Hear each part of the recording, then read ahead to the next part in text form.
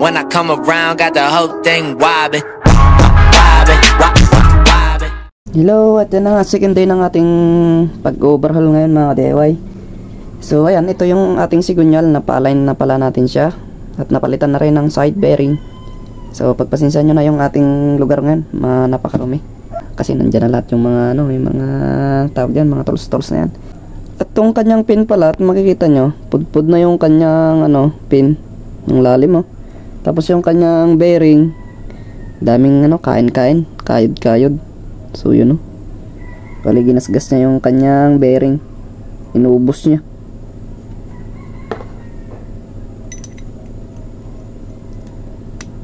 So ito yung dahilan, ito yung resulta ng hindi regular na pag-change oil ng ating mga motorcycle. So yun, nahulog na, tapon na lang ito. So yung side bearing pala niya, good naman yung isa, kaso pinalitan na natin yung dalawa para minsan na yung backlash. Kasi pag isa lang ang papalitan natin, hindi rin magtatagal yung isa, wala, masisira din. Ito palang niya, crankcase niya, ang problema ko dito, yung mga nasunog-sunog na yan ng itim, hindi ko maalis ng gasolina. At pumunta ko kanina, aghanap ako ng mga degreaser dun sa mga auto, sa mga motorcycle supply, wala silang mga bentang ganun So ayan, hindi natin malilinis to. Mas maganda sana kung malinis natin lahat to para minsanan Kaso wala wala tayong degreaser. Suggest nyo naman po dun sa baba sa ating comment section kung ano yung magandang degreaser na gamit para dito. Para next time order na lang tayo sa Shopee. So yan ito, binabad ko ng gasolina to, wala pa rin, talagang kumapit na, parang yung nasunog na kawali.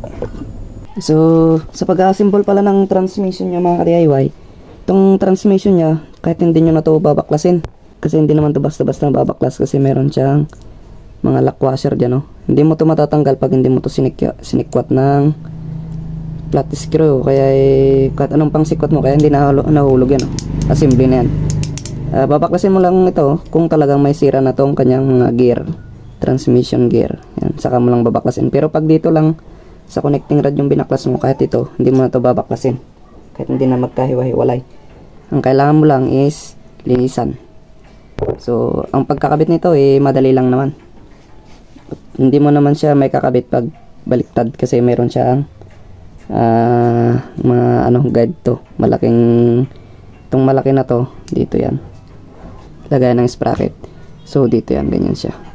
Bali diskarte nyo na lang pagsasabayan nyo, kasi mahirapan kayo maglagay pag hindi nyo pinagsabay. Susot lang natin yun pagtatanong pala kung bakit sa akin yung lagyan natin siya ng sako, para pag ako kasi may nahulog akong maliliit na parts, at least mas madali ko siyang hanapin kung mayroon siyang salaan na sako.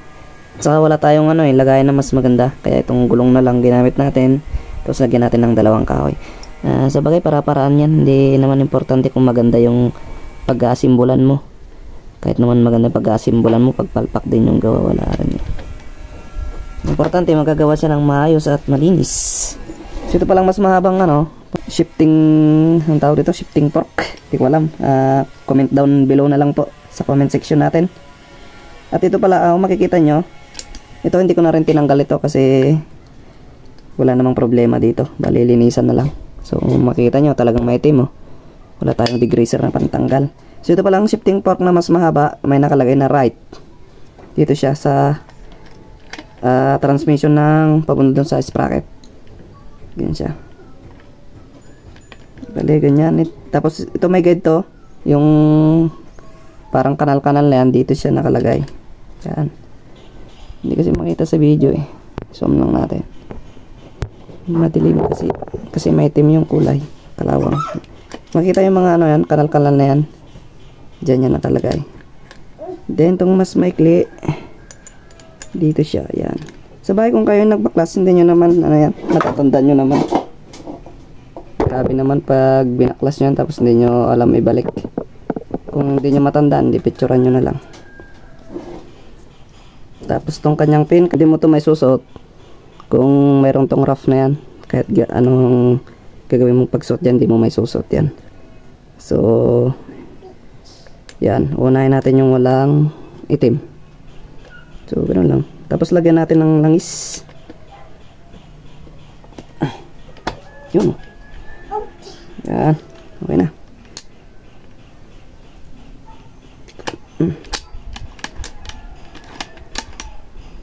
So, ganun lang. Then, lalagyan natin ng langis.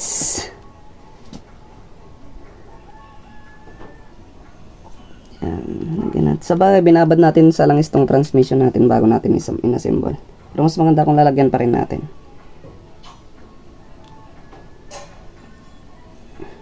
Para mas swabe yung kanyang ikot. So, tama na yan. So, yan, ilalagay na natin yung kanyang kickstart.